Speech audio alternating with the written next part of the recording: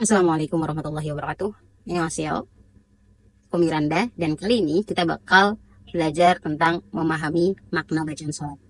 Pada sub kali ini kita bakal sama-sama belajar tentang tips ringkas untuk khusyuk dalam sholat.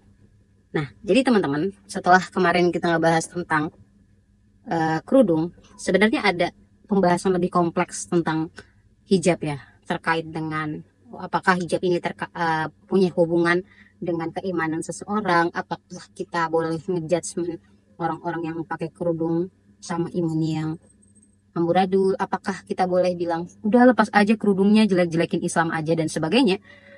Itu sebenarnya pembahasannya lebih kompleks, tapi kemarin itu aku lebih banyak menjelaskan tentang pengalaman aku terkait dengan kerudung dan bagaimana hidayah dari seseorang yang mungkin gak disangka-sangka bisa aku dapat gitu. Nah, tapi di pembahasan kali ini kita nggak mau ngomongin tentang itu, kita mau ngomongin tentang gimana sih biar sholat yang kita lakuin itu bisa khusyuk menurut tulisan dari Abu Utsman Kharisman. Nah, pembahasan kita ini akan dilanjutkan lebih jelas lagi tentang bacaan-bacaan dalam sholat kita gitu. Sehingga ketika kita baca mulai dari doa iftitah, Al-Fatihahnya, surat-surat pendeknya, terus rukunya, iktidalnya, sujudnya, salamnya, at-tahiyatnya, kita bisa memahami ketika kita sholat. Sehingga ketika kita melaksanakan sholat, ada rasa tersendiri dalam diri kita yang muncul gitu. Bukan hanya sekedar melaksanakan kewajiban aja sebagai penggugur daripada kewajiban, tapi kita bisa memahami secara benar gitu bahwa apa sih tujuan daripada sholat, kenapa sih Allah nyuruh kita sholat sampai 5 kali gitu Allah panggil. Apakah sholat ini benar-benar bermanfaat buat kehidupan kita, bukan cuma di akhirat tapi juga di dunia dan semacamnya. Kenapa orang-orang yang nggak sholat bisa lebih banyak kenikmatannya dibandingkan dengan kenikmatan yang kita terima. Kayaknya kita susah gitu, padahal udah sholat. Ada orang yang nggak pernah sholat tapi hidupnya enak-enak aja, lancar-lancar aja. Sebenarnya ada banyak pembahasan tentang hal itu, tapi kali ini kita bakal khusyuin dulu, perbaiki dulu sholat kita gitu. Nah teman-teman, ada beberapa ulama yang mengatakan bahwa setiap ibadah itu harus diiringi dengan 3 perasaan. Jadi kalau menurut salah satu salafi perempuan itu ada yang namanya hubban, yaitu cinta.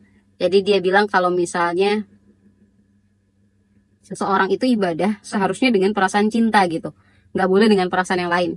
Nah, ada pernah satu kejadian di mana Robiah al-Adawiyah ini bawa ember di tangan kirinya dan bawa obor di tangan kanannya, terus beliau keliling sebuah kampung gitu ya. Jadi dia keliling sambil bawa ember sama bawa obor.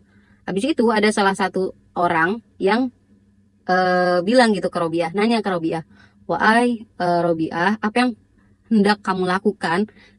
Kenapa engkau membawa seember air dan juga api gitu? Kenapa? Apa nih alasannya? Kata Robiah, aku hendak membakar surga dan memadamkan neraka. Karena rasa keselnya beliau terhadap apakah orang-orang itu tidak mau menyembah Allah jika Allah tidak menjanjikan mereka surga dan jika Allah tidak menghukum mereka dengan neraka. Robiah bahkan pernah buat dalam syairnya yang mengatakan bahwa ya Allah, jika aku tidak pantas untuk masuk ke dalam surgamu, maka jangan kau masukkan aku di dalamnya. Tapi jika engkau dan jika aku pantas untuk mendapatkan hukuman di nerakamu, maka biarkanlah aku terbakar olehnya. Tapi jika engkau merahmatiku, maka biarkanlah aku di dalam surgamu. Nah, saking cintanya Robiah al-Adawiyah itu sampai beliau itu benar-benar memfokuskan kehidupannya itu cuma buat Allah. Gak ngelakuin hal sama sekali selain ibadah kepada Allah. Itu saking zuhudnya Robiah gitu ya. Yang kalau misalnya kita contoh yang gak bisa lah kayak Robiah tuh, Masya Allah banget gitu, yang dari lahir oleh bapak ibunya dijaganya gitu dan semacamnya. Nah, maka dalam ibadah menurut Robiah itu harus ada cinta hubban teman-teman. Nah, sedangkan menurut Hasan al-Basri, gak semua orang muslim itu bisa menumbuhkan rasa cinta doang gitu, sehingga mereka bisa ibadah. Berarti orang-orang yang imannya cetek gak pantas dong buat ibadah kepada Allah. Maka ada syair yang bunyinya, ilahi las tulil firdausi ahla wala aqwa alan naril jahim. Ya Allah, aku bukanlah ahli surga, juga tak mampu menahan siksa neraka. Menurut syair Hasan al-Basri ini dinyatakan bahwa gak masalah kok ibadah, hanya perlu menimbulkan dua perasaan ini, yakni perasaan takut akan neraka dan perasaan mengharapkan surga. Jadi rasa khauf dan rasa roja, rasa takut dan rasa harap. Maksudnya apa tuh? Selain daripada cinta yang Robiah maksud, untuk orang-orang yang imannya nggak sebesar Robiah, ada dua hal yang perlu dalam ibadah, yaitu rasa takut sama Allah atas apa-apa yang Allah telah peringatkan, yakni hukuman yang udah Allah janjikan juga, selain daripada ampunannya, selain daripada rahmatnya, selain daripada hadiah yang disiapkan sama Allah di surga, ada loh benar-benar hukuman yang udah Allah peringatkan semenjak kita ada di dunia, yang nanti di sana udah nggak ada lagi kesempatan buat kita balik gitu ya. Karena orang-orang dikubur sampai bilang, kembalikanlah aku di dunia, niscaya aku akan melakukan semuanya gitu, melakukan ibadah yang engkau perintahkan, tapi udah percuma karena udah nggak bisa gitu kan. Nah, menurut Hasan al-Basri ini, ya dalam beribadah ada dua hal yang penting, yakni rasa takut dan rasa harap. Takut sama nerakanya Allah, rasa harap kalau misalnya kita mau dapetin surganya Allah, walaupun kayaknya nggak pantas deh, tapi ya Allah tolong dong kasih rahmat ke engkau ya Allah. Kayak gini nih, jadi perasaan itu harusnya timbul sehingga dalam sholat kita bisa lebih khusyuk untuk menghadap ke Allah gitu ya. Nah, kita lanjut ke apa sih tips yang disarankan oleh Abu Uthman beliau kepada kita agar sholat yang kita laksanain bisa lebih khusyuk. Yang pertama, yakni dengan memahami makna bacaan yang kita baca. Jadi teman-teman, ketika kita melaksanakan sholat, itu bukan cuma sekedar gerakan-gerakan tanpa arti, bacaan-bacaan tanpa makna. Beda ya sama orang-orang yang mungkin udah memahami ayat-ayat Al-Quran, mungkin udah bisa memahami. Nah, kita sebagai orang yang secara dasarnya bahasa Indonesia, maka kita harus banyakin baca dan memahami bahwa apa sih yang Allah maksud, kenapa sih kita harus baca ini gitu ya. Misalnya dari doa iftitah, Allahu Akbar kabiro, alhamdulillahi katsiro, subhanallahi bukrata wa asila. Apa sih itu maknanya, kenapa sih kita baca itu gitu ya kan. Mulai dari wahai Allah yang maha besar, subhanallahi alhamdulillahi katsiro, aku memujimu ya Allah dengan pujian yang banyak, subhanallahi bukrata wa asila, ya Allah aku menyucikan engkau di waktu pagi dan di waktu petang. Maksudnya seluruh waktu aku mensucikanmu ya Allah, nggak mungkin ada satupun hinaan, nggak mungkin ada satupun hal buruk yang bisa dan yang pantas untuk dikaitkan dengan engkau ya Allah. Jadi ada beberapa makna yang harusnya ketika kita melaksanakan sholat, kita memahami makna bacaan-bacaan sholat kita gitu, sehingga kita bisa lebih khusyuk. Nah, dikatakan di sini dalam hadis yang diriwayatkan oleh bukan hadis ya. Ini dikatakan oleh sahabat Nabi, yakni Ammar bin Yasir, yang mengatakan la yuktab lirrajuli min salatihi ma saha'an. Tidaklah dicatat sebagai pahala dalam sholat seseorang ketika ia lalai. Nah, kalau yang familiar yang biasa kita baca adalah fawailul lil musallin. Maka celakalah bagi orang-orang yang lalai terhadap sholatnya. Lalai itu dimaksud daripada ayat ini, surah Al-Ma'un ayat keempat kalau nggak salah. Ya itu bukan, lalai itu bukan nggak ngelaksanin sholat. Lalai itu ya sholat dalam keadaan telat, sholat tapi nggak tahu apa yang dia baca, sholat tapi sembarangan cara gerakannya, bacaannya dan semacamnya. Itu juga termasuk daripada lalai, dan kelalaian ini tidak dicatat sebagai pahala, sebagai ibadah ketika kita ngelakuin. Maka seharusnya kita memahami apa yang kita baca. Mulai dari Al-Fatihah, di mana 4 ayat pertama itu dikhususkan untuk pengagungan terhadap Allah, yang 3 ayat setelahnya itu adalah sebagai bentuk permintaan kita kepada Allah gitu ya. Mulai dari ihdinas siratal mustaqim, tunjukilah kami jalan yang lurus, dan semacamnya. Yang kedua, tips kedua adalah kita harus banyak berzikir kepada Allah. Nah, orang-orang yang terbiasa berzikir di luar daripada sholatnya, maka mereka akan terbiasa untuk berzikir di dalam sholatnya gitu ya.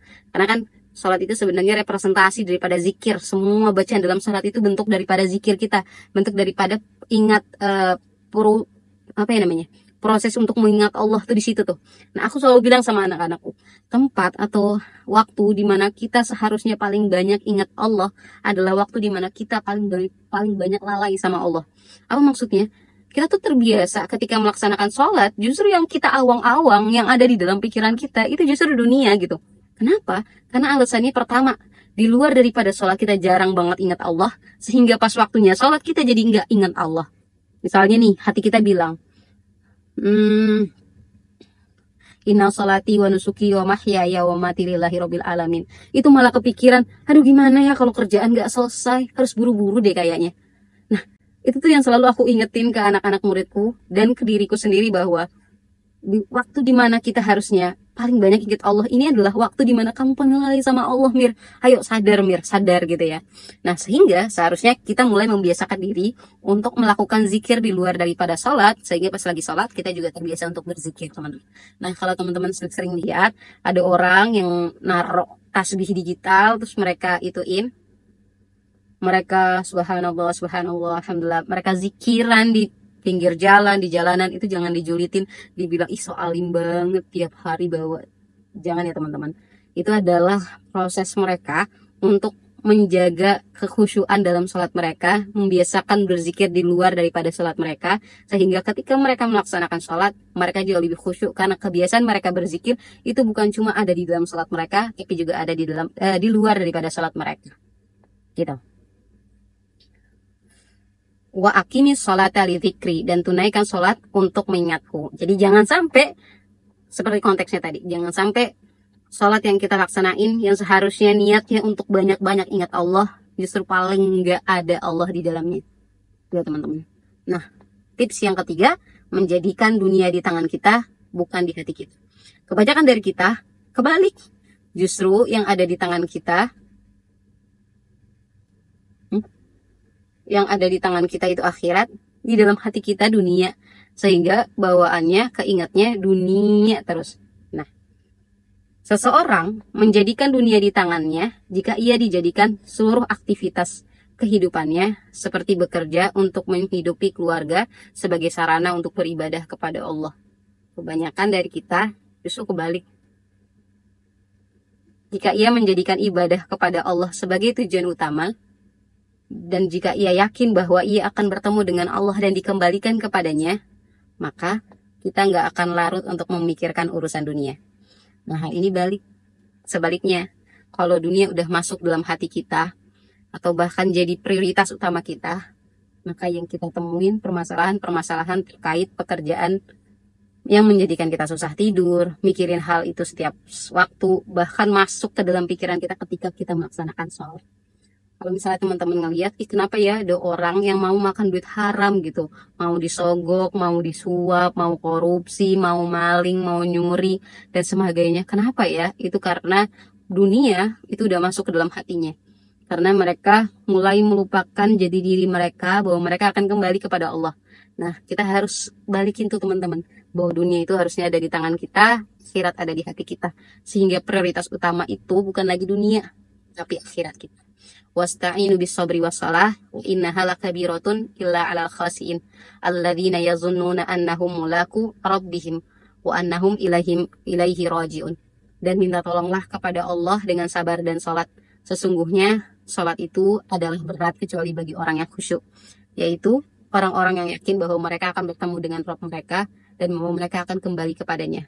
Kita gak akan pernah khusyuk, dan kekhusyuan itu akan sangat amat berat ketika kita melupakan bahwa kita bakal balik ke Tuhan kita, bahwa kita bakal ketemu sama Tuhan kita, bahwa akan ada satu masa di mana kita akan menghadap Allah dan dihitung semuanya amal kita, dan akan sangat memalukan ketika berhadapan dengan Allah dan bilang bahwa ya Allah maaf ya kalau misalnya selama di dunia sholatnya nggak khusyuk dan semacamnya. Maka kita memohon ampun kepada Allah, semoga dimudahkan dan dilancarkan dan dikokohkan keimanan dan ketakwaan kita. Semoga semua hal dalam hidup kita dimudahkan ya sama Allah.